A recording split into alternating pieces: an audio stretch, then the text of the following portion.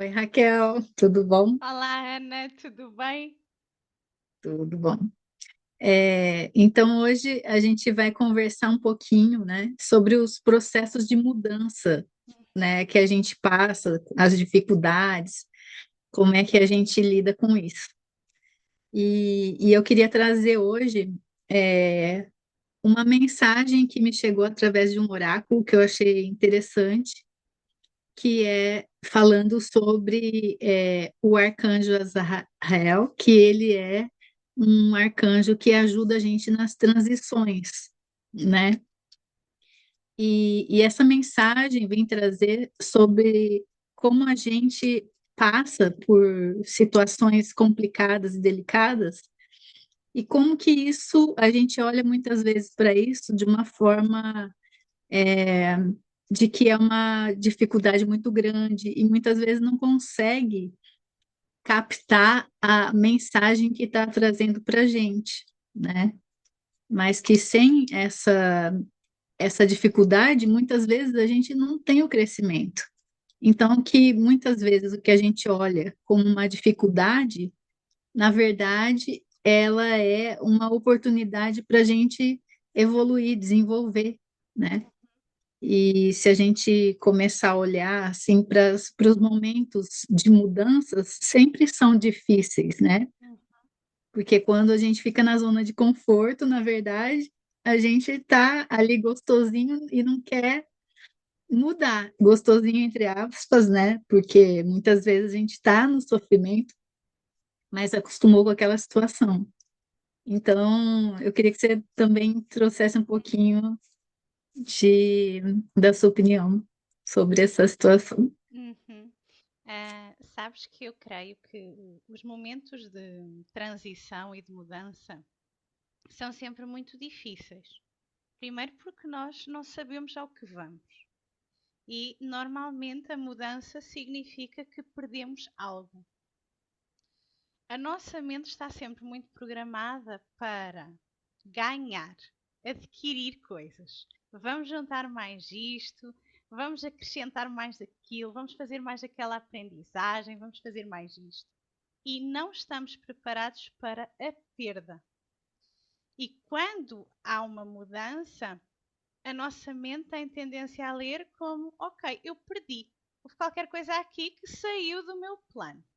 E isto vai ativar aqui todos os mecanismos de controle que fazem parte, até porque nós estamos preparados para assumir uma realidade, esperar que seja sempre o mesmo e nós sofremos uma espécie de choque quando há uma mudança. Até porque pessoas mais sensíveis podem inclusive confrontar-se com uma espécie de estado de congelamento, que é uma resposta do medo. E às vezes as pessoas, quando atravessam um momento de mudança, às vezes já não estão só a lidar com um congelamento daquela situação inesperada, mas sim com o registro de memórias que já está ali guardado no corpo e no emocional e em toda a parte da sua memória, que vão realmente reativar esta sensação de congelamento. E agora o que é que eu vou fazer? Há o choque. E eu creio que pode ser mais esta sensação que se junta com uma resistência, faz a vivência da transição ser tão difícil, não é? É. E também é engraçado, né, como quando a gente lida com essa situação difícil, que a gente entra numa dor, né, emocional que muitas vezes cria uma bolha em volta da gente, né, e impede a gente de olhar realmente para aquilo que a gente precisa olhar. E aí Oi, Ana, caiu. Está de volta. caiu, Caiu. Mas vamos. Vamos a mesmo. tá gravando? Assim Tá. sim, continua. Então, e quando a gente entra nessa bolha, a gente fica cego a tudo que tem em volta e à essência daquilo que a gente precisava realmente olhar de verdade, né? E aí isso vai entrando num lugar em que a gente não resolve aquilo que Uhum, precisa ser resolvido. Ou seja, cada vez que aparece uma dificuldade, a gente é como se fosse uma porta abrindo, uma oportunidade para a gente olhar para aquela situação que uhum, deixou a gente congelado ali num estado de medo, né? Ou num estado de, ai, agora não vou ser aceito, ou alguma dor nossa emocional que acaba deixando a gente à parte, né? E aí a gente não consegue sair do mesmo lugar. uhum, E aí, como se a gente ficasse estagnado, repetindo o ciclo, né? Repetindo todas as vezes que aquela situação aparece e aciona essa dor que está ali, que não foi resolvida, né? uhum. Então é É, curi- interessante. é curioso porque agora eu lembrei-me com as tuas palavras de que o ego, não é? Existe com uma força que nos mata a verdade da alma. Sempre que o ego vem, não deixa ouvir a verdade da alma. E muitas vezes as pessoas não conseguem encontrar a solução, não conseguem perceber como é que vão realmente enfrentar aquela mudança, porque não conseguem ouvir a verdade da sua alma. Qual é a possibilidade que aquela mudança está a trazer? Para onde é que é preciso olhar? Qual é a dor que está aí a criar fricção que tem que ser vista? Em diferentes processos, como nós bem sabemos, diferentes dores são ativadas. E sempre que existe um processo de transição e desta dor, é realmente, como tu dizes, é um convite para olhar para esta alma. Outro aspecto que eu acho que é importante aqui relembrar, principalmente a quem nos está a ouvir, é que a alma tem uma voz muito subtil e acaba realmente por ser só ouvida quando nós estamos num alinhamento interno entre o nosso fazer, o nosso pensar e o nosso sentir. Isto é o que faz a coerência energética e é o que nos dá estrutura. Sempre que a nossa mente fica a perder-se, eu devia fazer aquilo, mas depois eu não faço, porque se calhar eu sinto que se eu for fazer aquilo, alguém vai ficar muito chateado comigo.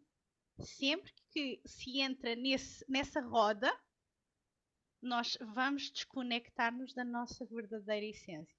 E depois fica muito difícil entrar ali no verdadeiro caminho a que, ou melhor, no verdadeiro caminho que se abre com essa transição.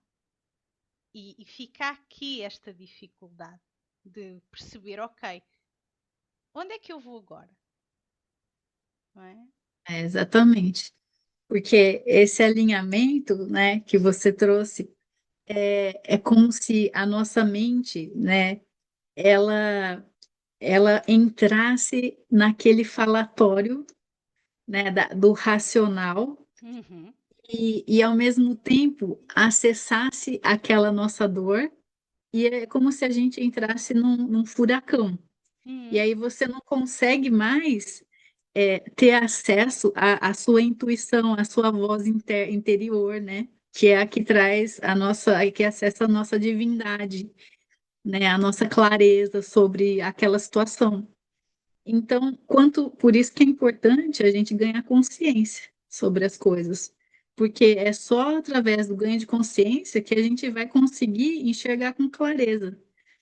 Porque a gente sabe, né? A gente é humano e todo mundo entra nessas dores. E se a gente, até a gente que estuda sobre isso e tem esse conhecimento, quando vê, se não usar, né, da nossa sabedoria e colocar em prática, a gente entra no furacão e isso é natural, né? Porque a gente é humano.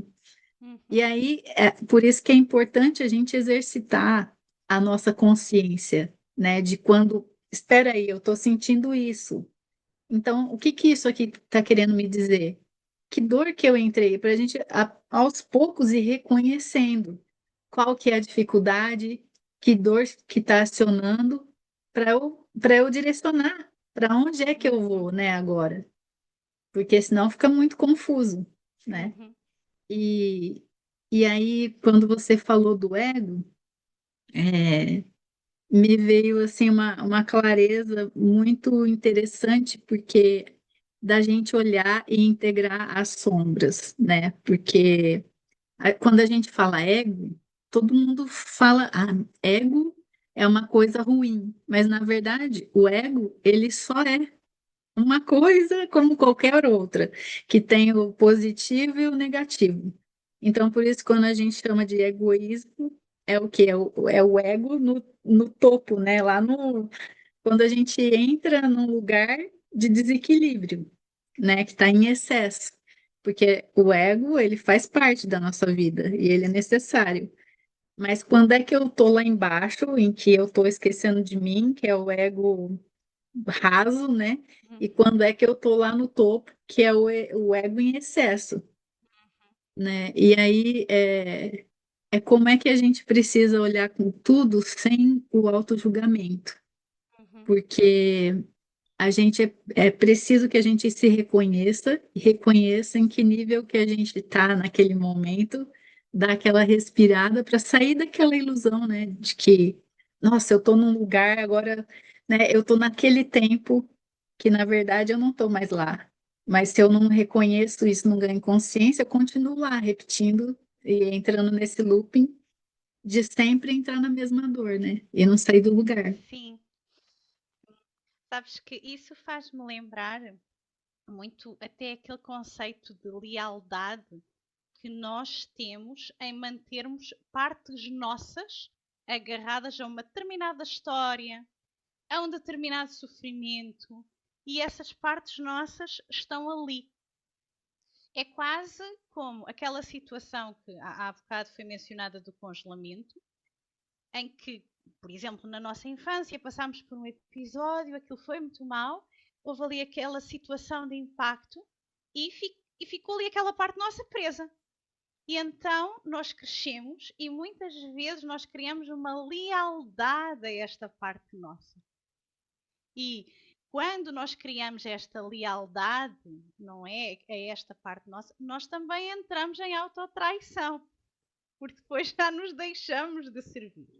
E eu aqui também abro o campo, não é, da conversa para outro tipo de lealdades que nós temos que nos levam precisamente muitas vezes a afastar do nosso caminho, do nosso percurso. Lealdades à nossa ancestralidade, lealdades aos nossos pais. Quem é que, por exemplo, nós achamos que era vítima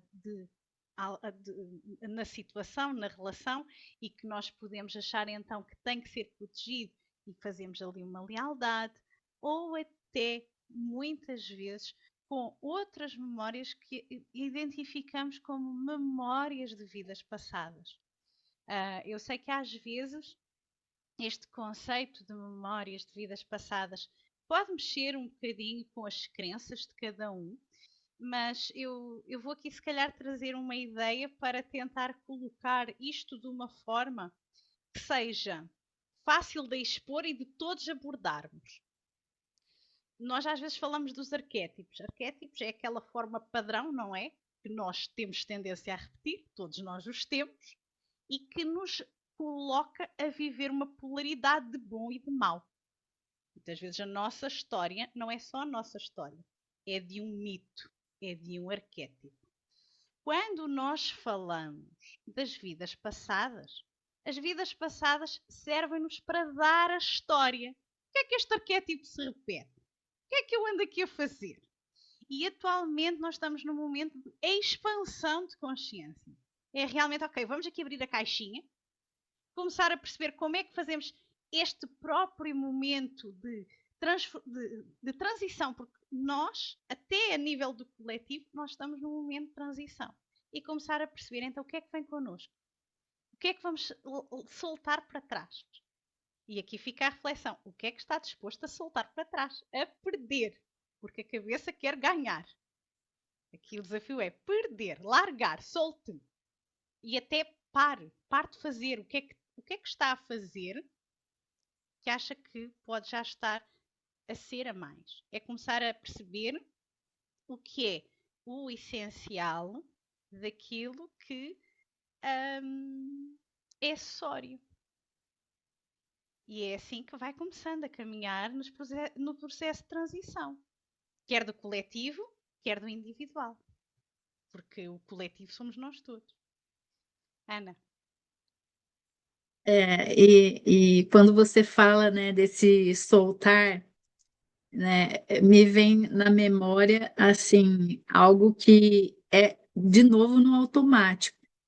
Porque quando a gente fala de perder ou ganhar, na verdade, toda transição a gente tem que soltar alguma coisa para que as coisas se transformem. Eu não posso continuar repetindo a mesma coisa, a mesma situação, né? Então, eu me lembrei, né, que eu tive essa, você também já teve essa experiência de mudar de país, né? E aí, quando você muda, né, para você buscar algo novo, você precisa deixar algo para trás, né? Então, ali deixando a família, né, que a gente tem que fazer essa, reivindicar algumas coisas para que a gente acesse o novo, né? E muitas vezes a gente automaticamente já entra no sofrimento, por quê? Porque tem o apego, né? E aquele apego impede a gente de dar o passo. Muitas vezes você põe um passo, dá uma passada lá, mas a outra perna está aqui atrás. E aí, quando você pensa em soltar e vem aquele sentimento de perda, né? Você muitas vezes volta atrás daquilo que você imaginou. Muitas vezes fica só no campo das ideias, né? E, e nada acontece, porque a gente fica ali preso a uma situação que muitas vezes é o que está te congelando. Pode ser o medo, porque o medo, na maioria das vezes, é o medo, né? Porque o medo impede a gente de caminhar, né? Ele pode ser, como a gente falou aqui do ego, né? Tanto positivo quanto negativo. Mas quando acessa essa nossa dor emocional de eu vou perder, né? Eu tenho que largar os meus pais, ou eu tenho que largar as pessoas que eu amo para trás, muitas vezes as pessoas não dão o próximo passo, né? Ou se dão umas passadas e aí começa a sentir aquela dor do não pertencimento e agora, né? Eu não pertenço mais, eu não vou conviver mais, e aí eu não dou o próximo passo, eu volto, né? E isso serve para qualquer situação, né, que a gente vá ter como uma mudança. E muitas vezes é uma ilusão grande de que eu estou perdendo, porque na verdade eu não estou perdendo, eu estou fazendo a transição, eu estou mudando de cenário, porque com essa situação aqui que eu passei, eu já tive um aprendizado. Embora muitas vezes a gente vá no automático fazendo isso, porque a gente não fica muito tempo com medo ou sem medo, né? A gente acaba fazendo essa transição naturalmente. Mas como é que quando a gente tem a consciência, isso fica mais leve, eu acho, né? Porque é lógico, né? Todo o processo de transição tem aquela coisa do desapego, então sempre vai ter, quanto mais consciência eu tenho, menos resistência, né? Ou muitas vezes tem a resistência, mas eu vou insistir ali em olhar para aquilo porque eu sei que aquilo é o meu medo interno me segurando e me congelando. Por quê? Porque o nosso cérebro também ele quer manter a energia, né? Ele não quer gastar a energia. Então a gente fica ali naquela situação de que eu já conheço. bom ou ruim, isso aqui é conhecido, né? E o próximo passo é algo que eu ainda não conheço. Então, isso muitas vezes trava a nossa passada, né? Vamos dizer assim, a nossa transição.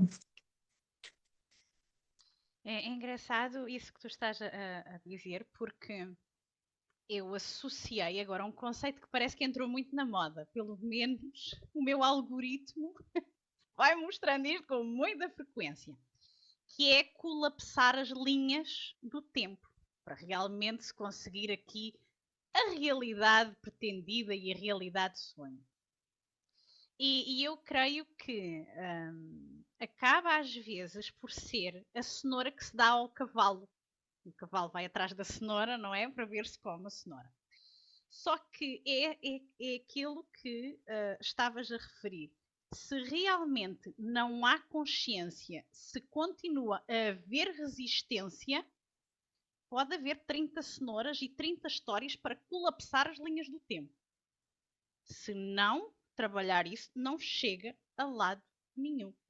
E há uma coisa também que, quando estavas aí a falar, até desse exemplo da mudança de país e tudo, eu lembrei-me de um aspecto que eu acho que pode ser importante para as pessoas às vezes perceberem para onde o seu ego pode fugir em momentos de transição.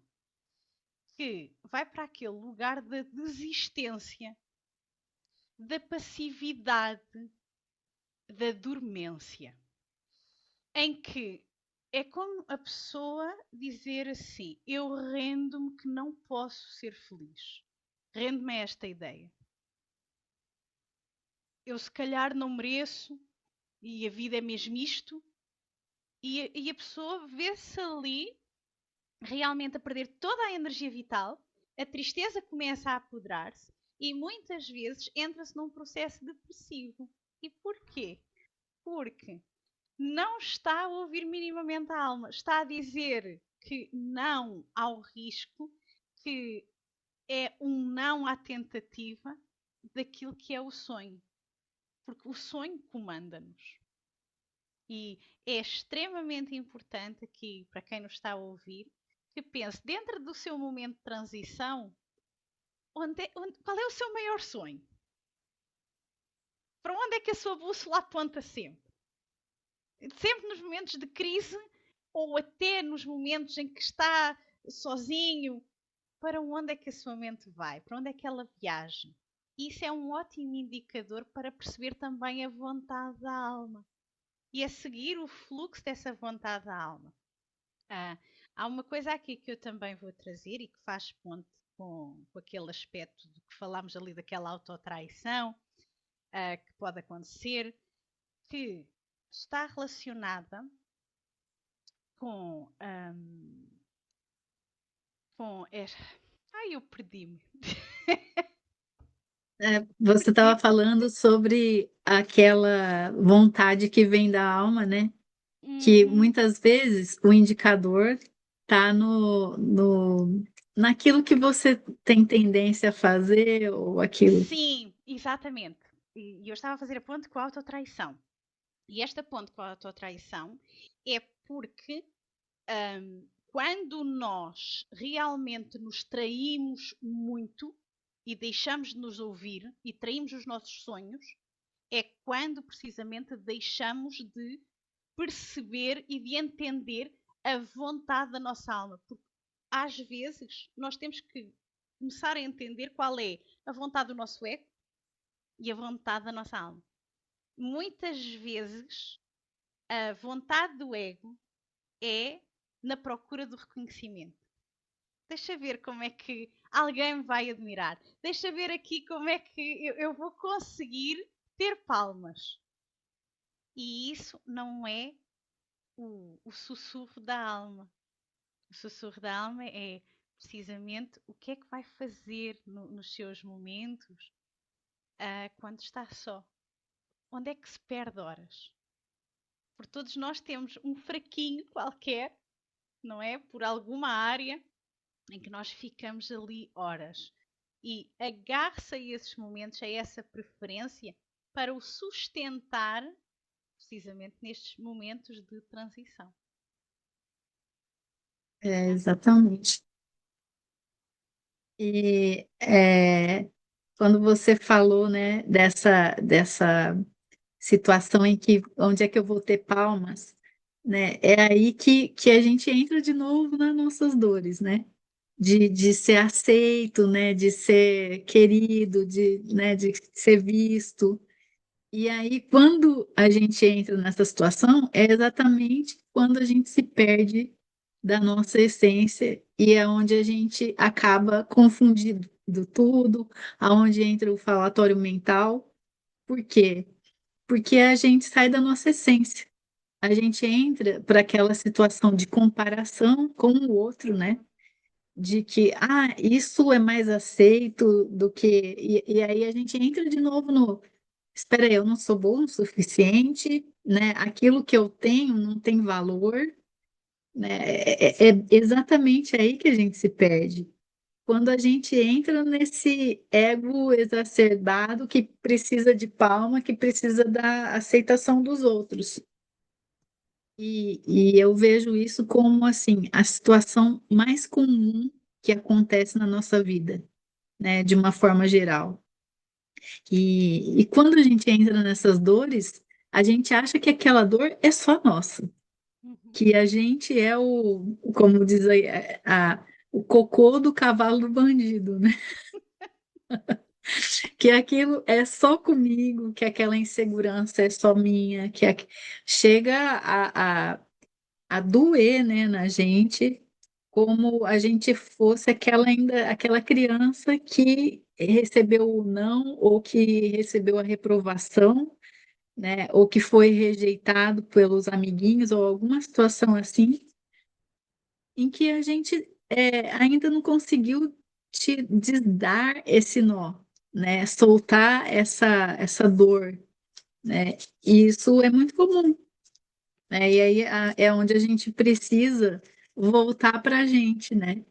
E pensar, não, espera, independente do que esteja acontecendo aqui em volta, né?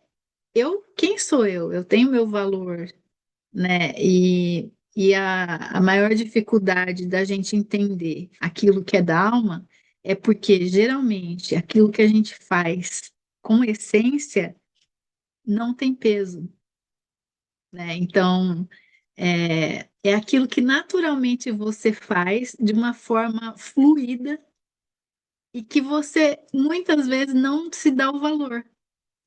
Porque a gente tem aquela. A gente foi meio hipnotizado no sentido de que, olha, precisa ser duro, né? Precisa ser. Você precisa se esforçar muito.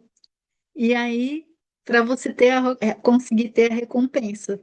Então, se esforça bastante que você tenha a recompensa, né? Então, eu preciso agradar o outro, eu preciso sair daquilo que é a minha natureza para eu poder, né, agradar uma pessoa ou para eu ser aplaudido ou para eu. Então, sempre está precisando de algo daquilo que de fora que eu não tenho. Então eu preciso disso, eu nunca estou pronto, né? Sempre preciso de algo externo que eu não tenho e que não é uma verdade. Que na verdade, cada pessoa tem o seu valor e tem a sua, vamos dizer assim, a sua composição ali de habilidades, em que muitas vezes tem uma habilidade que eu tenho mais facilidade em trazer do que você e vice-versa. Mas aí, na hora que eu recebo o aplauso, você pode enxergar aquilo como isso falta em mim, sendo que, na verdade, a gente foi feito para se complementar e não para se comparar, né? É lógico que a comparação ela é inevitável e ela também existe porque tem um sentido de existir.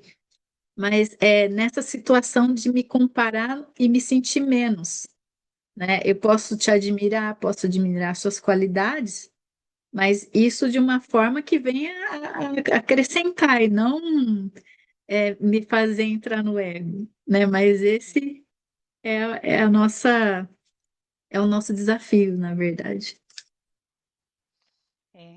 Bem, nós já estamos aqui na nossa horinha, mas só em relação aí a esse comentário da comparação, eu lembrei-me da inveja, não é? Porque a inveja também é sempre vista com muitos maus olhos e a inveja é extremamente nossa amiga para o mundo evoluir. Porque alguém vê no outro, quer também e vai mexer para ter também. E ninguém olha para este lado da inveja. E a inveja fica ali naquele oculto, não é? Do prejudicar, porque a pessoa quase que não assuma que quer avançar, não é? Não tem coragem de dizer eu também quero, porque muitas vezes trai-se na sua essência, não sabe exatamente o que quer, e então vê no outro e pensa que é aquilo. Só que no processo, às vezes depara-se com a realidade e vê: opa, eu tenho o que o outro tem, mas eu sou super infeliz, eu não gosto nada disto, isto é horrível. E então volta novamente a um caminho de transição e vai à procura de outra coisa que se conecte com a sua autenticidade, porque é aí que está a magia. Porque o preço de fingir-se aquilo que não é caro e pesa e desgasta e drena, não é? Exatamente. E paga-se precisamente com a moeda da felicidade, com a moeda do bem-estar psicológico, com a moeda da vitalidade. Mas, enfim, É, há preços para tudo e cada um decide os seus. Ana, é. quando tu quiseres, não sei se tens mais alguma coisa a dizer, Não, é só, queres só ia dizer concluir? que só concluir que essa visão que a gente tem, né, sobre que o desconforto é algo ruim, né? Mas na verdade o desconforto ele é através dele que a gente faz as mudanças, né? Então eu acho que é isso. Eu queria agradecer que hoje foi muito produtivo aqui a conversa, né? Fez a gente refletir sobre várias coisas. Então, obrigada, Raquel. Muito obrigada, Ana. Foi um prazer. Acho que é sempre bom discutir estes temas, porque vamos fazendo pontes entre temas diferentes e permite também as pessoas começarem a pensar de outra forma, até sobre elas mesmas e sobre aquilo que às vezes as preocupa, não é? Porque eu acredito que muitas pessoas às vezes ainda sentem vergonha das suas dores, não é? E a dor faz parte da condição humana. E é isso. Sim.